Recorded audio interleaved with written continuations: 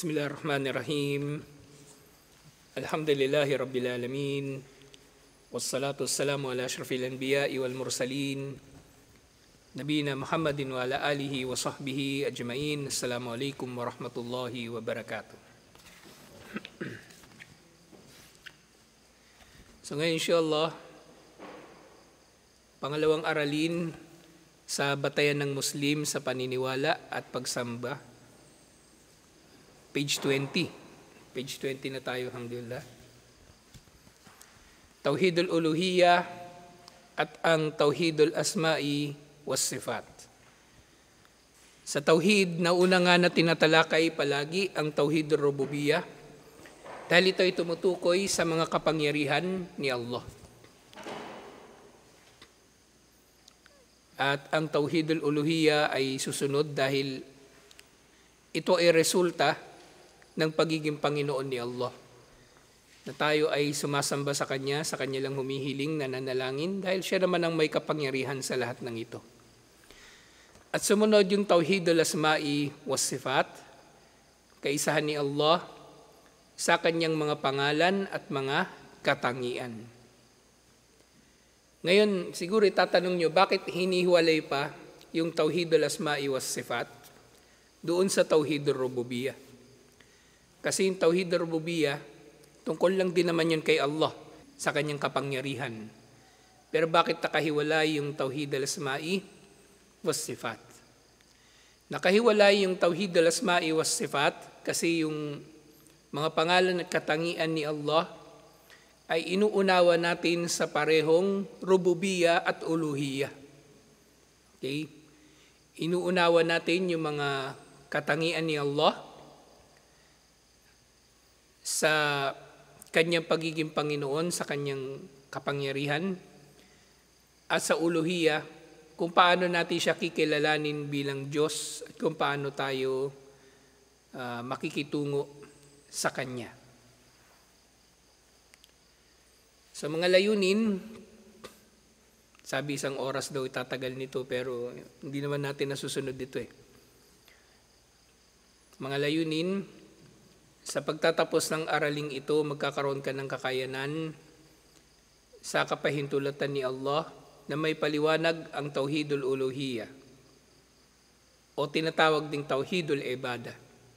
Yun nga kaya sinasabi ko, ang Tauhidul Uluhiyah, ito ang resulta ng Tauhidul Rububiyah. Kung kinikilala ng tao ang Tauhidul Rububiyah, dapat siyang kumikilala sa Tauhidul Uluhiyah. Kasi kapag kilala mo na si Allah pala ang nagbibiyaya, edi sa Kanya kahihingi ng biyaya. At yun ay ibadah. Yun ay ibadah. At ang mga ibadah, mga gawaing pagsamba, ito ay para lang kay Allah. Kaya tinatawag din na ang Tauhidul Uluhiyah bilang Tauhidul Ibadah, kaisahan ni Allah na siya lamang ang karapat-dapat sa pagsamba ng Kanyang mga alipin. At sa ibada na ito, mula rito ay tinatawag ang mga sumasamba kay Allah bilang ibad, bilang mga alipin. O maaari rin mga hulugan bilang mga sumasamba kay Allah. Na pareho naman tama. Ibadullah, ibig sabihin mga alipin ni Allah, mga sumasamba kay Allah. Na tayo ay sumasamba kay Allah, walang duda, ng nag-iisa at walang katambal.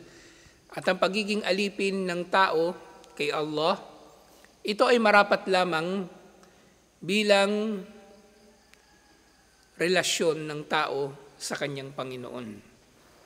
Kasi yung mga kuffar, katulad ng nababanggit ko dati, sinasabi nila, malupit daw ang Panginoon ng mga Muslim kasi inaalipin daw. Gago talaga. Naghahanap lang ng ipipintas sa Islam. Pero marapat lang ito. Okay? Katulad ng kung paano yung alipin na tao ay nakadepende sa kanyang amo na tao, sa pagkain, sa tahanan o ano pa mang bagay. Ang alipin na tao sa kanyang Panginoon na tunay na amo ng lahat, siya ay nagtutustos ng lahat. So tayo alipin ni Allah. Ang problema sa kuffar, kaya sila ganun, nagmamalaki kasi sila, nagmamataas sila. Pero ang Muslim, sa kanyang pagpapakumbaba sa kanyang Panginoon, walang problema sa atin na tayo ay tawaging alipin ni Allah. Pero yung kuffar, problema sa kanila yun kasi mayabang sila eh. Kaya nga hindi sila sumasamba ng maayos kay Allah subhanahu wa ta'ala. Pangalawang layunin, may paliwanag ang Tauhidul Asma'i was Sifat.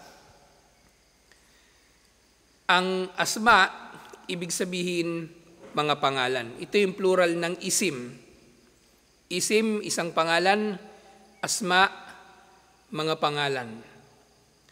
Sifat, plural ng sifa.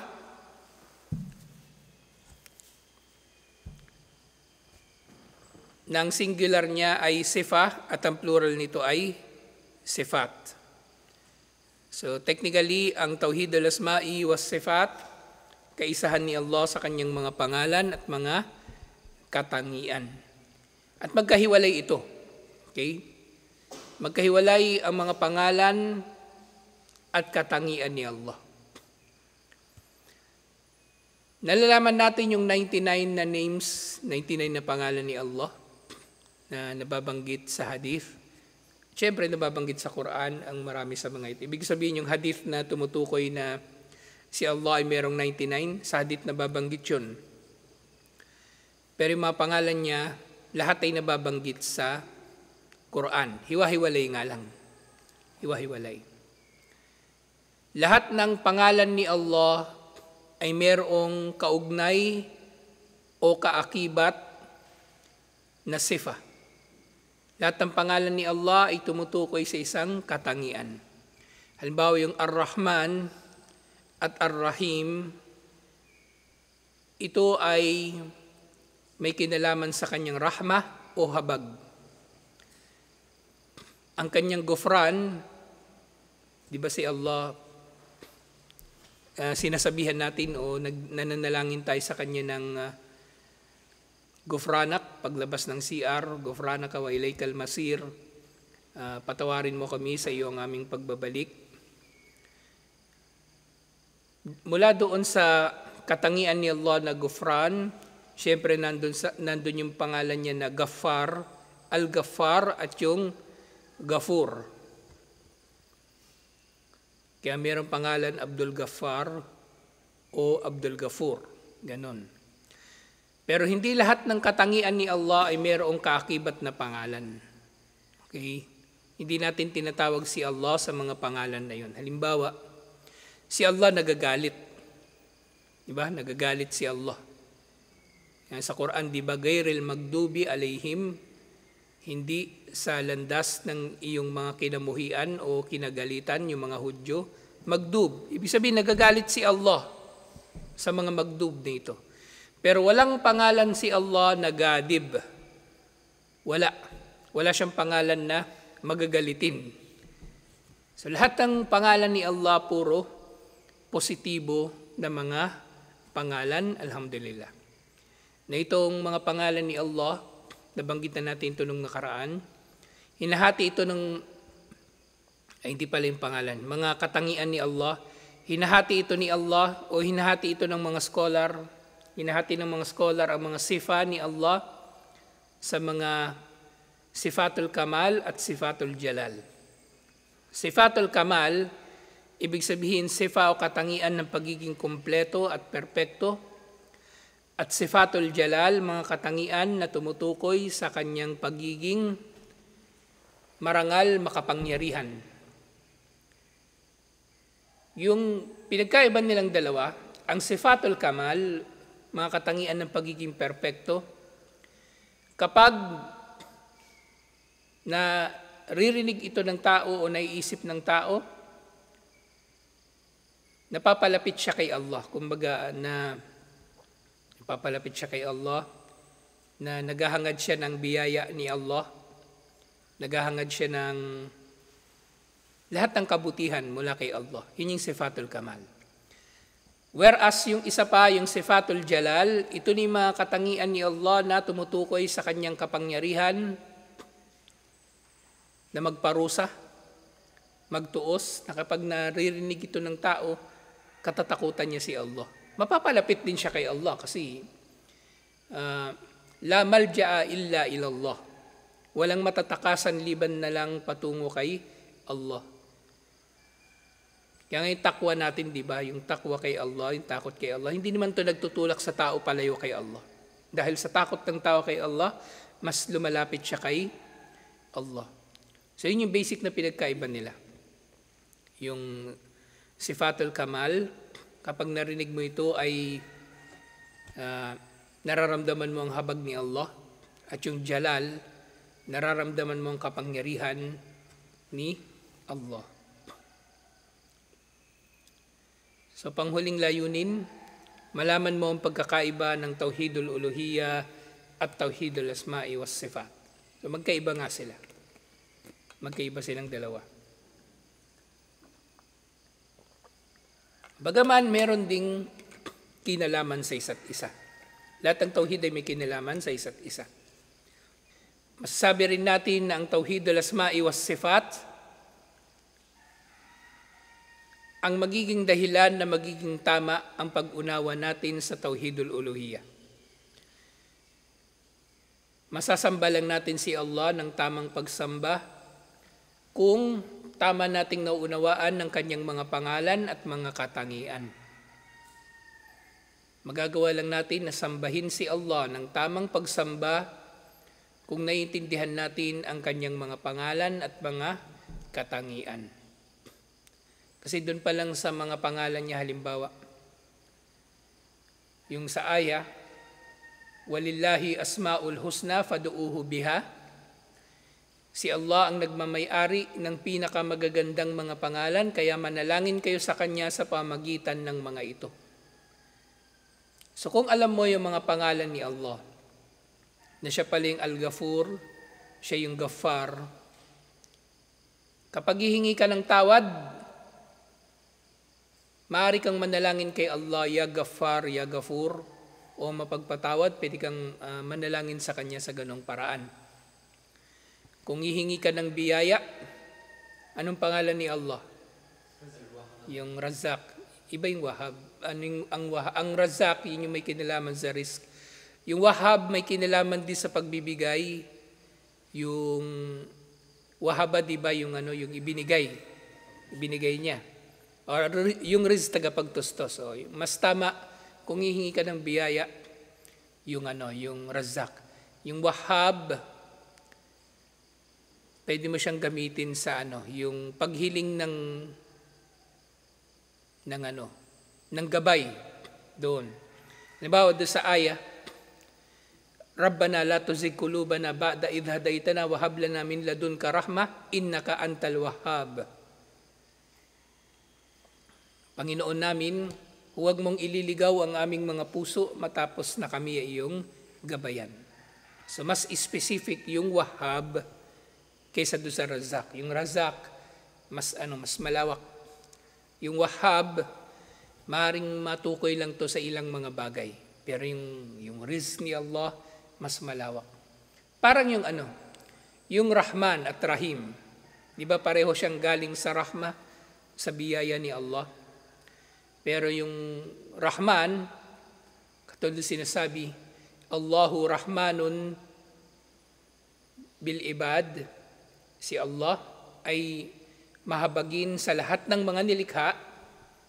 Rahmanun lil khalq, siya ay mahabagin sa lahat ng nilikha. Rahimun lil mu'minin, siya ay rahim, maawain sa lahat ng mga mananampalataya sa araw ng paghuhukom. Sing Rahman mas malawak, pero yung Rahim mas specific. Yung Rahman, ito yung habag ni Allah na dahil sa pagiging Rahman ni Allah, kinahabagan ni Allah ang lahat ng nilikha. Hayop, tao, Muslim, kafir, munafik, kriminal, lahat yun nakakatanggap ng biyaya ni Allah. Humihinga yun ng oxygen, umiinom ng tubig ni Allah, nakakatanggap ng biyaya ni Allah dahil siyang Ar-Rahman. Pero sa araw ng paghuhukom,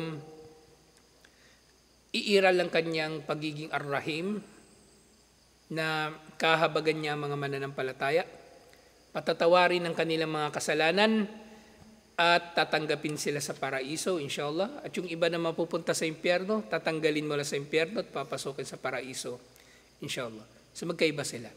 Yung mga pangalan ni Allah, marami doon actually magkakasing kahulugan.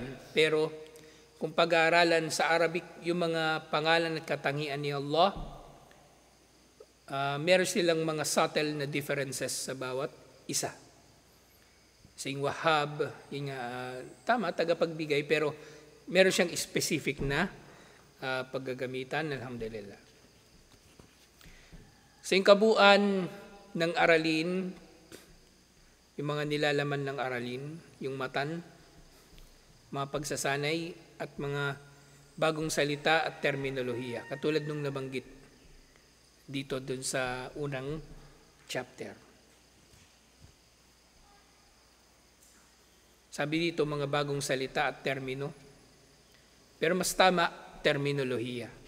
Termino, term, na ibig sabihin sa konteksto nito yung panahon. Termino. Halimbawa, termino bilang pangulo, termino bilang.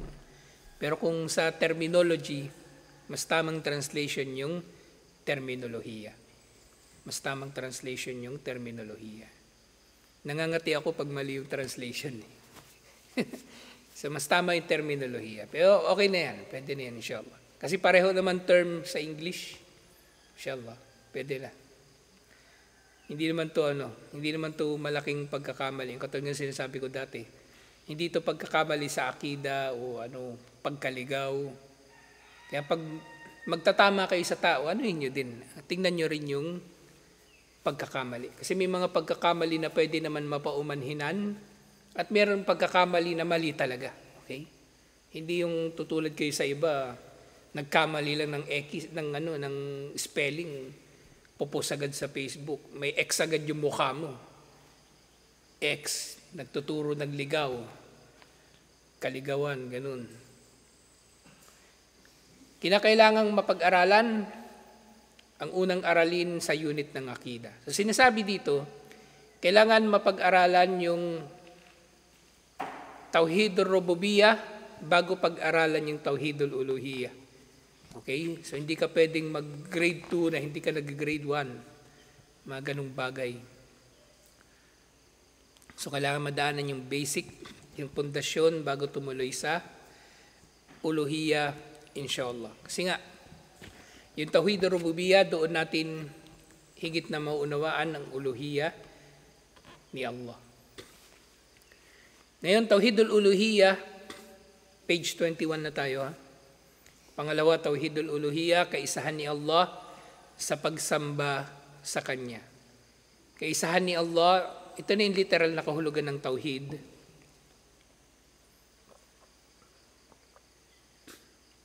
Uluhiyyah, ang mas literal na translation nito, pagiging Diyos. Kaisahan ni Allah sa pagiging Diyos, pero kung pagsamba, ibadah. Sa Tauhidul Ibadah, kaisahan ni Allah sa pagsamba sa Kanya, at interchangeable naman itong dalawa na ito. So nga tinatawag din na Tauhidul Ibadah o kaisahan sa pagsamba. Interchangeable itong dalawa na ito. Ang uluhiyyah ay mula sa salitang ilah. Ang uluhiyyah ay mula sa salitang ilah. Nang ibig sabihin ay ang Diyos na tinatanggap ng mga puso na may pagmamahal at pagsamba. Kung ang rububiyyah saan nanggaling? Sa Rabb o Rabba. Yung uluhiyyah, nanggaling siya sa salitang ilah.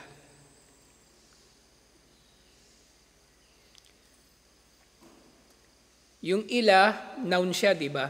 Actually, meron din siya pinanggalingan na na verb. Yung hindi ko masigurado kung alaha ba siya o aliha. Yung ginawang Diyos. Ginawa niyang Diyos. Yun yung verb na pinanggalingan niya. May mga nagsasabi na yung lafdul jalala, alam niyo yung lafdul jalala? Ha? Yung salitang Allah, tawag doon lafdul jalala, o sa English, tinatawag siyang glorious name. Sinasabi ng iba na ito ay yun talaga, Allah. Wala siyang pinanggalingan na wala siyang sarf. Kumbaga, kasi nga, Allah yun, pangalan ni Allah. Pero may mga nagsasabi ito ay galing sa salitang al-ilah o may iba pang mga teorya. Pero ang bagay na yun, kumbaga pangalan ni Allah, kikilalanin na natin siya talaga bilang pangalan ni Allah. Kung ano man yung mga iba't ibang mga paliwanag ng mga grammarian, mga nagpapaliwanag ng grammar, yun ay kanilang mga opinion. Anyway, yung mga interpretation naman, kasi pag binigyan pa ang problema kasi, kapag yung salitang Allah, binigyan pa natin ng sarf, pinaliwanag pa natin grammatically, galing yan sa al-ilah, galing yan sa ganito, sasabihin ng kuffar, di dati pala walang Allah. Diba? Kaya mag-iingat tayo sa mga yung sinasabi natin, tinuturo natin, lalo na kung wala naman, hindi naman siya karapat-dapat na turuan ng ganun. Kasi minsan yung kaalaman, hindi para sa lahat. Ang kaalaman ay hindi para sa lahat. Na ituturo mo halimbawa sa tao yung mga advanced na subject, tapos akala mo natututunan niya, tapos malilan din na pala naiintindihan. Ang kaalaman ay hindi para sa lahat. Meron akong kilala na sheikh, ayaw niya nagpaparecord nung lecture niya. Kasi sabi niya, kung gusto raw ng tao matuto sa kanya, pumunta siya doon sa masjid niya. Ayaw niya i-upload sa YouTube o sa Facebook, ayaw niya i-upload online. Katwiran niya, ang kaalaman ay hindi para sa lahat. Ang kaalaman ay hindi para sa lahat. Tama naman siya. Yung sa akin, nire-record ko kasi binabantayan ng polis yung record ko eh. Binabantayan actually, hindi ko na lang kukwento sa inyo. Ang lahat ng mga masjid, lalo na ako, binabantay sarado talaga. Bantay sarado ng intelligence. Mula nung una pang panahon. Kaya na-upload ko na lang din yung lecture ko para makita nila yung talaga yung lecture ko. Wala akong binanggit na mag-jihad kayo, mag-suicide bomber kayo, ganun. Yun din yung isa sa mga purpose kung ba't nire-record ko yung lecture ko. Pangalawa din, yung katulad doon sa sinabi ng sheikh, sa kanya, advanced na kasi yung tinuturo niya. Yung sa atin, puro basic naman. So inshallah, pwede naman siyang i-upload. Meron din isang sheikh, yung kanyang YouTube channel, naka-turn off yung comment section. Bawal mag-comment. Tama nga naman. Kasi ang nakainis sa comment section kasi, yung mga tao, bibigyan nila doon ng interpretasyon yung mga sinabi mo. Gagawin nilang mali. Tapos magtatanim pa yun ng kalituhan sa mga tao. Ina-upload niya lahat ng lecture niya, pero pinapatay nila yung comment section doon sa YouTube. Sa Facebook, wala eh. Wala yatang turn off ng comment section doon. Pero kung meron, gagawin ko rin yun. Yung sa Facebook lalo na. Kung sa YouTube, konti lang din naman yung mga doon eh. Mas magulo sa Facebook. Mas maraming peking account sa Facebook. Kasi sa YouTube, hindi ka makapag-comment nang wala kang YouTube account at mahigpit sila sa YouTube account, kailangan kumbaga verified yung iyong account. So yung ilah, ito'y galing nga sa salitang Diyos. Yung pangalang Allah, Allah talaga yun. Huwag nyo nang isipin kung ano man, saan man galing, bahala na yung mga scholar sa pagtalakay doon. Bahala na yung mga scholar sa pagtalakay doon. Kasi ang kaalaman nga, isa pang bagay na may kinalaman doon, nabanggit ko na ito nung nakaraan. Sa fiqh bilang halimbawa, ang pagiging Hanbali, ang pagiging Hanafi, pagiging Shafi'i, pagiging Maliki, yung mga ganitong bagay, para lang ito sa mga scholar. Yung ordinaryong tao, huwag kang magpapakilala na ikaw ay Hanbali o ano pa man, dahil kaya nila tinawag yung kanilang mga sarili bilang Hanbali dahil sila ay primarily nagpapatupad ng katuruan ng kanilang madhab kung paano gagawin ang mga pagsamba. Yung metodolohiya, kung paano nila inuunawa yung dalil, kaya sila nagiging bahagi ng madhab o methodology na yon. Pero kung pangkaraniwang tao tayo, hindi tayo pwedeng magsasabi na Shafi'i tayo. Kasi paano natin i-interpret ang dalil, ang isang hadith ayon sa pananaw ni Imam Shafi'i? Paano? Alam ba natin? Hindi. Minsan Fatiha nga, hindi ma-recite ng maayos ng tao, tapos papakilala pa siyang Shafi'i. Mahiya naman siya sa sarili niya. Tayo, yung pangkaraniwang tao, pagdating sa fiqh halimbawa, mas mainam para sa atin yung tinatawag na taklid. Taklid, ibig sabihin, paggaya o pagsunod sa landas ng nauna. Lalong-lalo na yung mga tagapagturo. Kung ano yung kaalaman na dumating sa atin, yun yung isabuhay natin. Okay? Hindi katulad ng mga mujtahid na sila na nga yung may karapatan, sila ang tanging may karapatan na tawagin ng kanilang sarili na Hanbali o Shafi'i dahil sila yung mga nag-i-interpret, nag-i-ijtihad sa mga dalil para makakuha ng aral sa mga ito. Pero tayo hindi. Kung ano yung nakita nating matibay, mas matibay sa mga pananaw, inshallah yun yung panghahawakan natin. So ganoon din tayo nag-aaral sa fiqh halimbawa. Yung gamit nga nating libro, ito yung Fiqhul Muyassar, pinadaling fiqh. Tapos yung isa pa nating libro, yung kay Sheikh At-Tuwaijiri, ganun din. Puro yun kumbaga pinagaan na ng mga fiqh, hindi na siya pinalalim na fiqh.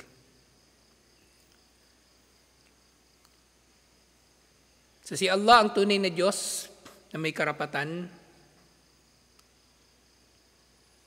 ng katangian ng pagka-Diyos. So siya lang ang nag-iisang may karapatan ng kilalanin bilang Diyos. Kaya nga doon sa naunang sentence, na ang ilah, ibig sabihin ay Diyos na tinatanggap ng mga puso na may pagmamahal at pagsamba. Ang ibada kasi, bakit tinukoy dito pati yung puso? Bakit tinukoy pati yung puso? Kasi ang puso ay meron ding ibada, di ba? Meron tinatawag na ibadatul badan at ibadatul qalb. O yung ito ni tinatawag na a'malul qalb, mga gawain ng puso. So yung puso ng tao ay sumasamba rin. Yung katawan natin, yung dila, nagdidikir, nagre-recite ng mga sinasabi. Yung sala, halimbawa, yung sala, lahat. Merong gawain ng katawan, merong gawain ng dila, may gawain ng puso.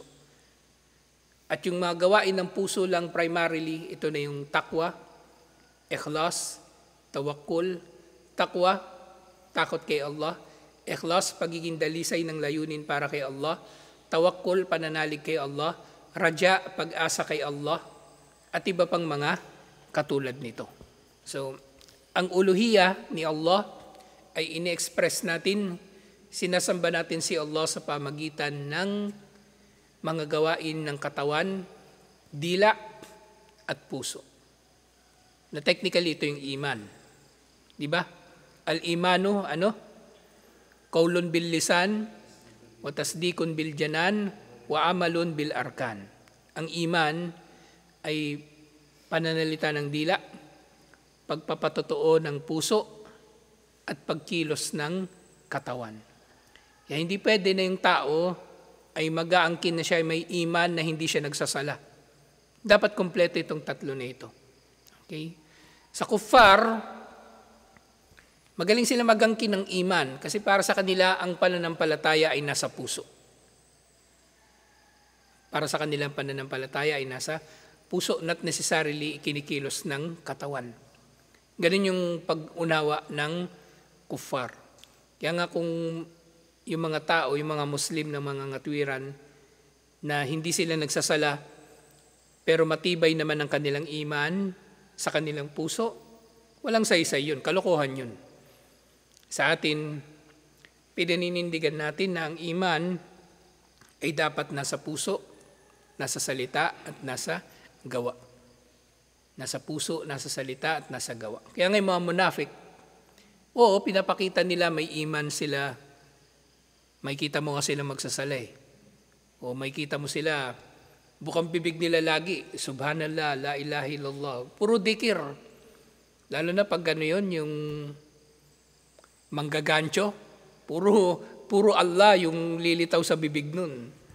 Kaya minsan nakakainis yung tao na na puro Allah yung lumalabas sa bibig eh. Lalo na pag alam mong niloloko ka na niya.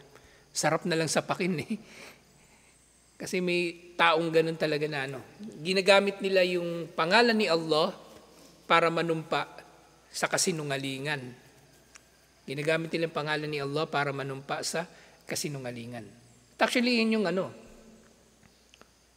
nandun sa 10 utos ng Diyos na huwag gagamitin ang pangalan ng Diyos sa walang katuturan. So yung mga munafik, umiiral na rin sila kahit nung panahon pa ni Musa alaihissalam. Umiiral na sila kahit nung panahon ni Musa alaihissalam. Kaya nga nasuntok ni Musa alaihissalam si Malakal Maut. Kasi nagulat si Musa alaihissalam, dumating sa kanya yung Malakal Maut na anyong tao. At sabi nung Malakal Maut, tugunin mo ang iyong Panginoon. Tapos narinig ko pa sa ibang ulat, parang may iba pang ulat nagsasabi, oras mo na. Ikaw kaya sabihan ng tao, may tao hindi mo kilala, pupunta sa'yo, sasabihin sa'yo, oras mo na. Magugulat ka, di ba? Ano kaya ibig sabihin tarantadong to? Yun, nasuntok niya yung Malakal Maut. Kasi sabi ng mga scholar, nung panahon nga na yun ni Musa alaihissalam, bukod doon sa pangiinsulto ng mga Hudyo kay Musa alaihissalam, nangyari pa minsan na yung chinismis nila si Musa alaihissalam daw na may ketong, kaya hindi raw naliligo ng nakahubad o pag maliligo, malayo sa kanila. At kung ano pang binibintang nila sa kanya. So bukod dun sa panginsulto nila sa kanya, sila ay nag-ano din talaga, naghahangad na mapinsala. So baka meron pang nagtatangka sa kanyang buhay. Kaya ganun, sinabi yun ng mga scholar. So yung iman, ito ay nasa puso, sa salita, at sa gawa. So ganito natin inuunawa yung uluhiyya ni Allah. Na tayo ay sumasamba sa Kanya sa pamagitan ng ating dila, ating katawan, at puso.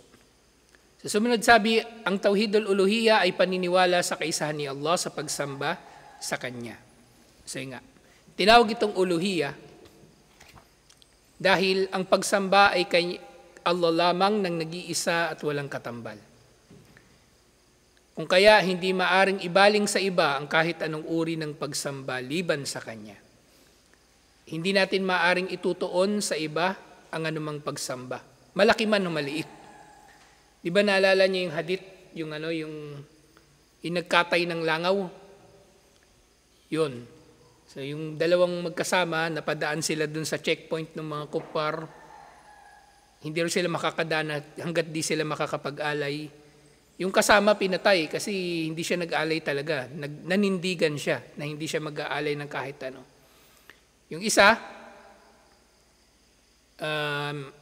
nagkatay ng lamok. Ngayon sasabihin nyo, bakit siya mapupunta sa impyerno? Napilitan lang naman siya. Napunta siya sa impyerno kasi nagtambal siya actually. Dahil nagbago yung kanyang intensyon. Maaring napilitan kapag ang tao ay hindi nag-ugnay ng paniniwala. Halimbawa, kinatay niya nga yung langaw. Pero kinatay niya lang talaga yun para makalusot. Pero siya, yung tao na yun, nagkaroon talaga siya ng shirk. Na maililigtas siya, nagkaroon siya ng paniniwala, na maliligtas siya doon sa pamagitan ng pagkatay ng langaw. Kaya siya ay napunta sa impyerno. So, magkaiba yung hindi siya yung tao na napilitan lang. Napilitan siya pero bandang huli nagbago yung kanyang intensyon kaya siya napunta sa impyerno. Pero napilitan, halimbawa katulad ni Ammar bin Yasir, na binugbog siya nila Abu Jahal at dahil doon minura niya si Allah, minura niya si Propeta Muhammad sallallahu alaihi wasallam, itinanggi niya na Muslim siya.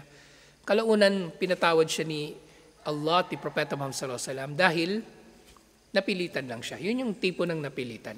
Okay? Hindi yung tao na yun na nag-alay ng langaw. So tapusin na natin itong paragraph na ito. So hindi nga maaaring ituon ng anumang uri ng pagsamba liban sa kanya. Kahit pa siya ay isang malapit kay Allah. Tulad ng anghel, sugo na propeta o mabuting tao. So lahat ng ito ay hindi pwedeng sambahin kahit malalapit pa sila kay Allah. Bawa si Jibril alayhis salam, hindi pwedeng sasambahin yun kahit siya ang pinuno ng mga anghel. Kaya nga, sa mga piyesta, hindi pwede na nakikisali yung Muslim sa celebration ng piyesta. Pero yung inshallah kung sa ano naman, sa pagtitinda, kasi napag-usapan natin yan doon sa GC, kung sa mga pagtitinda, hindi ka naman nagtinda dahil piyesta. Okay? Nagtinda ka lang dahil may tao. Yun ang dahilan. Kaya inshallah, walang problema. Ang problema, yung sumasali sa parada, yung nakikikain, nakikisali sa program nila, yun ang problema. Bawal na bawal ang piyesta kasi nga ang piyesta technically ay pagpupugay, pagpapasalamat doon sa patron saint ng isang bayan. Nagpapasalamat sila kay San Gabriel sa masaganang ani. Humihiling sila kay San Gabriel na maprotektahan ng San Gabriel mula sa sakuna. Shirk yun. Kaya hindi pwedeng sasali ang Muslim sa piyesta. Akala kasi ng ibang Muslim ganun-ganun lang. Kaya sumasali sila sa mga piyesta ng iba't ibang bayan. Nakasali pa sila sa parada. Naka-uniform pa ng ispag. Hindi pwede. Hindi pwede. Kasi pagsamba rin yun eh. So hindi pwedeng sasamba sa anghel, propeta, o sino pa mang mabuting tao na namatay, o mga bagay na nilikha, o mga rebulto. So lahat yun, walang karapatan na sila ay sasambahin. Ito ang ibig sabihin ng salitang tauhid. La ilaha illallah. Yung tauhid, ito rin yung kahulugan niya, walang Diyos na marapat sambahin liban kay Allah. Walang may karapatang sambahin, yung nakalagay dito, walang may karapatan sambahin maliban kay Allah. Ito ang tauhid na naging dahilan kung bakit isinugo ang lahat ng mga sugo. So ito talaga yung mensahe nila. Kasi nga yung mga tao, naturally kumikilala sa tauhidur rububiyah. Ngayon na lang na-imbento ng mga tao yung atheism. Ngayon lang yan lumitaw. Pero mga tao, naturally ay kumikilala na may Panginoon na tagapaglikha. Yun nga lang, sumasamba pa sila sa iba na kasama ni Allah bilang Diyos na dapat na sambahin. So dito natin to tatapusin inshallah.